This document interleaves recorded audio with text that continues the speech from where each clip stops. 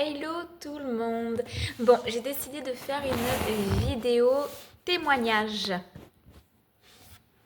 parce que je pense que je ne suis pas la seule à vivre ça et que je pense aussi que ça peut être sympa que vous entendiez d'une personne donc qui vit dans le bien-être, on va dire, qui exploite ses capacités, qui travaille dans le bien-être. Que nous aussi, ben, on passe par, quand je dis nous, parce que je ne suis pas la seule, on passe donc par des ressources, des événements assez perturbants, assez durs. C'est pas parce qu'on travaille avec les énergies que tout est beau, tout est rose, hein. Il ne faut pas oublier aussi qu'on vit notre vie ici sur Terre, qu'on a nos expériences, notre évolution, que notre âme suit son chemin, qu'on fait donc de mauvaises expériences comme de très bonnes expériences. Voilà, donc je pense que c'est plutôt pas mal que je vous fasse part donc, de mon témoignage. Mes petits moments en arrière. Donc déjà, je me représente. Pour ceux qui ne me connaissent pas, je m'appelle Laurie. Je vais sur mes 39 ans. Donc je suis d'origine du bassin d'Arcachon, pour ceux qui le savent. J'ai fait donc vraiment ma vie ici, hein. Je suis mariée, j'ai des enfants. Voilà, j'ai construit toute ma scolarité ici. Et il y a à peu près, si ma fille elle a 13 ans, ça fait 15 ans, ouf, déjà. Ça fait 15 ans effectivement que j'ai vécu mon premier éveil spirituel. Qu'est-ce que c'est qu'un éveil spirituel? Un éveil spirituel, en fait, c'est vraiment, à mon sens, parce que je pense qu'on le vit tous différemment, un réveil, en fait, de notre âme. Un réveil ou un éveil de notre âme, qui peut être assez transformant, perturbant. Moi, je l'ai vécu à travers plusieurs dépressions. Je l'ai vécu donc à travers des peurs, de l'angoisse, des traumatismes, des blessures qui m'ont touché profondément, qui ont touché ma famille. Donc quand je parle de ma famille, c'est mes enfants et mon mari. Et du jour au lendemain, en fait, j'ai dit stop, hein. Pour rien vous cacher, j'avais fait donc une grosse dépression à la suite d'un traumatisme. Et je prenais donc des antidépresseurs, des anxiolytiques, psychologue, psychiatre, tout ce truc-là en fait. Et je m'étais complètement trompée de voie, trompée de chemin. Et du jour au lendemain, j'ai dit stop, c'est fini. Le déclic, ça a été vraiment quand j'ai eu cet accident en fait de voiture. Tout simple, hein, j'ai juste la tête dans mes problèmes, hein. Là, je sortais de ma séance et je suis rentrée dans le cul d'une bagnole, donc ça a fait poum poum poum. Et là, j'ai dit stop, Laurie. Là, t'es en train de te tromper de chemin. T'es en train de te détruire. Donc, j'ai arrêté les médicaments. J'ai arrêté les séances comme ça du jour au lendemain. Donc, le truc à pas forcément faire parce que du coup, ça cramoisit le corps. Cette expression qui me vient à l'esprit. Et donc, du coup, c'est venu à moi, en fait, naturellement, le bien-être, en fait. La lithothérapie. Qu'est-ce que j'ai fait? J'ai fait la sophrologie, j'ai fait de la réflexologie. Enfin, voilà, j'avais décidé de me soigner par moi-même à travers donc d'autres médecines que la médecine, on va dire, traditionnelle. Et puis, ben, un jour, je me suis donc réveillée où j'ai entendu la fée Laurie. Et c'est là que j'ai compris qu'il se passait quelque chose en fait. J'avais les mains qui chauffaient, les premiers signes en fait, on va dire, de mon éveil en tant qu'énergéticienne. Alors j'ai commencé tout doucement à exploiter pour moi, que ce soit la lithothérapie, que ce soit donc la respiration, que ce soit mon magnétisme, ce genre de choses. Et puis, ben, ma petite fée est apparue, donc celle-là, pour vous montrer. Une petite fée toute simple que j'ai transformée, que j'ai mis donc sur son rocher rose et qui tient donc un cœur rose. Et donc, je me suis mis à mon compte.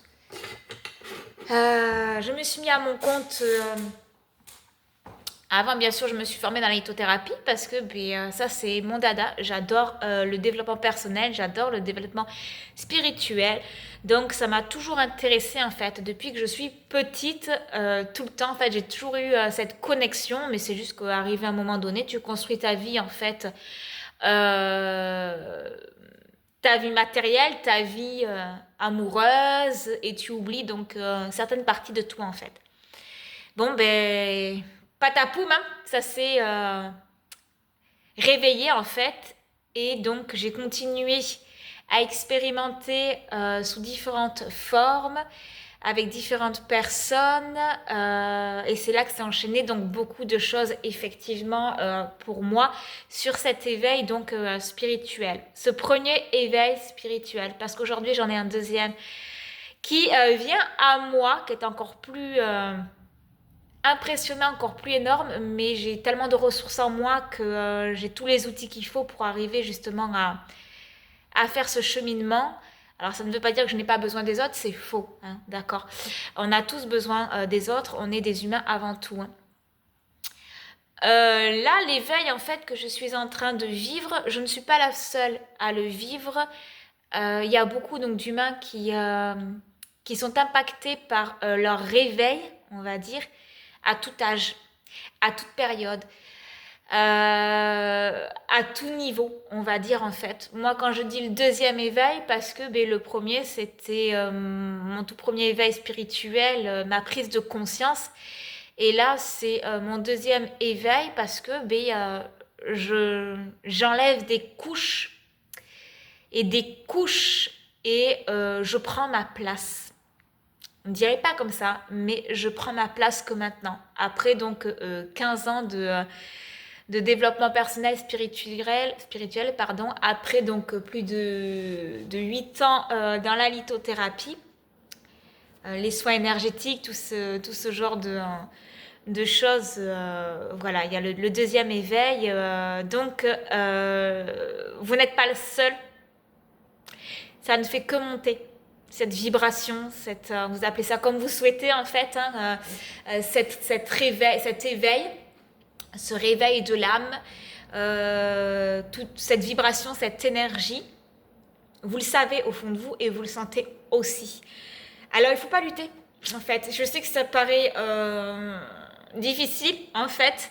Ouais, Laurie, il ne faut pas lutter, mais nous, on a notre vie à faire, etc., etc. Mais plus vous allez lutter, plus ça va être douloureux et plus la vie va vous rattraper, en fait. Hein. Donc, je suis bien placée, justement, pour vous le dire. Hein. La vie m'a rattrapée plus d'une fois.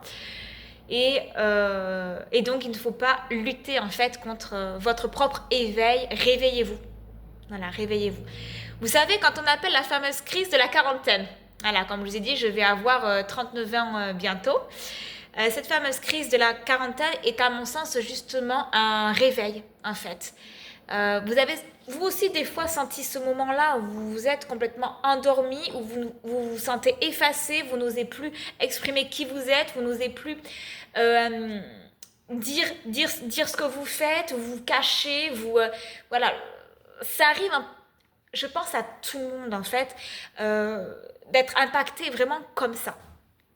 Et puis un jour, on dit stop, c'est fini, je ne veux plus être ça, je ne veux plus faire ça, je veux vivre comme ça, je veux exprimer ma joie, je veux exprimer mon âme, je veux être libre de pouvoir faire, dire, penser, agir par moi-même. On le voit autour de nous, ne serait-ce dans le collectif. Voilà. Et des fois, c'est très, très violent, hein, parce que les gens se réveillent comme ça d'un coup. Qu'est-ce qui se passe? Qui je suis? Voilà, tout ça, en fait, il est temps de le manifester, il est temps de l'exprimer, en fait. Et mon éveil à moi a commencé, en fait, l'été dernier. Ce que je vis, moi, c'est mon chemin. Ok, voilà, ce n'est pas le vôtre. On vit tous les choses différemment, on a tous des blessures, on a tous des traumatismes. Je connais pas une personne qui n'a pas dit moi c'est cool, la vie est belle, tout roule, je n'ai jamais été blessée, tout va très bien dans ma vie et tout. Non, c'est faux. Sinon dans ces cas-là, c'est bien, c'est cool, il a tout expérimenté. Mais dans ces cas-là, il peut repartir d'où il vient en fait. Hein. La vie n'est faite que de ça, de toute façon les amis. Hein. On est là pour expérimenter, on est là pour régler ce que l'on doit régler, on est là pour vivre ce que l'on doit vivre, on est là aussi pour émaner ce qu'on doit émaner, vibrer ce qu'on doit vibrer. Et donc, comme je reviens en arrière, ça c'est moi, je m'éparpille, hein, les gars, soyez pas surpris, ça c'est mon côté dyslexie, dysorthographique, mon côté imaginaire qu'aujourd'hui je laisse un peu plus place en fait dans ma vie, que j'ai trop longtemps réprimandée, que j'ai trop longtemps fait taire. Ça a toujours fait partir de moi. On m'appelait le bisounours, on m'appelait la sirène. Qu'est-ce qu'on m'a donné comme surnom? C'était hallucinant. Quand j'étais petite, je me suis toujours sentie différente, le fameux mouton noir. Mais aujourd'hui, le mouton noir, eh bien, il s'exprime, hein. Voilà. Et ça peut déplaire. Mais je m'en fiche parce que je prends entièrement ma place en fait et je n'ai plus envie d'être la personne que j'ai été. C'est plus fort que nous en fait. On le sent au fond de nous que c'est le moment en fait. Donc il faut le faire, il faut... voilà, on dit stop, c'est fini, on y va. Donc moi, mon éveil, mon deuxième éveil spirituel a commencé donc l'été dernier. Quand j'ai libéré une grosse blessure d'humiliation. J'ai été tellement humiliée dans ma vie depuis toute petite. À l'école, dans mon entourage, dans la rue, tout le temps. Et des fois, il y a des personnes qu'on croise comme ça qui viennent réveiller, qui viennent titiller ces petites blessures. Donc je remercie et je remercierai toujours les personnes négatives, néfastes, les pervers narcissiques. Oui, je sais, oui, voilà.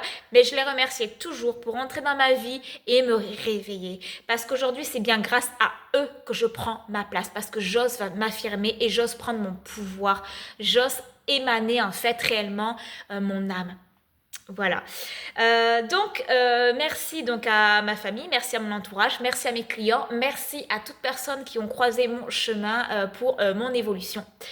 Voilà, donc la blessure d'humiliation a été très douloureux à libérer.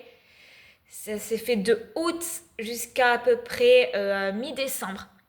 Après, j'ai pu hiberner un peu. Alors moi, je sais pas vous, mais cet hiver, j'ai pas eu le sentiment d'avoir hiberné en fait. Je crois que j'ai fait une semaine d'hibernage où je dormais tout le temps, où je me laissais complètement aller. Donc c'était court, mais en même temps, c'est comme ça. De toute façon, il n'y a plus de saison, il n'y a plus rien. La Terre, elle tourne à l'envers. Les gens, ils sont à l'envers aussi. Donc bon, allons-y pour ça aussi. Et là, donc, c'est ouvert à moi la blessure du rejet. Le rejet de mon être total, le rejet de mon incarnation, le rejet de ma sensibilité, le rejet de mon corps, le rejet de mes parties internes. Quand j'appelle les parties internes, j'appelle ça tout ce qui est mon monde intérieur, mon imaginaire, mes failles, mes capacités. C'est bizarre hein, quand même. Sachant que je suis lithothérapeute énergéticienne, je mets mes capacités au profit des gens pour pouvoir les aider. Mais je ne l'ai jamais fait réellement pour moi, en fait. Voilà. Et je me suis toujours fait accompagner, que ce soit par des psychologues ou des thérapeutes, des collègues. Mais on a tous cette capacité en soi, en fait. Et le but, justement, c'est que chaque personne qui rentre dans notre vie est là pour mettre le petit doigt dessus et les réveiller. Et donc, c'est ce qui s'est passé.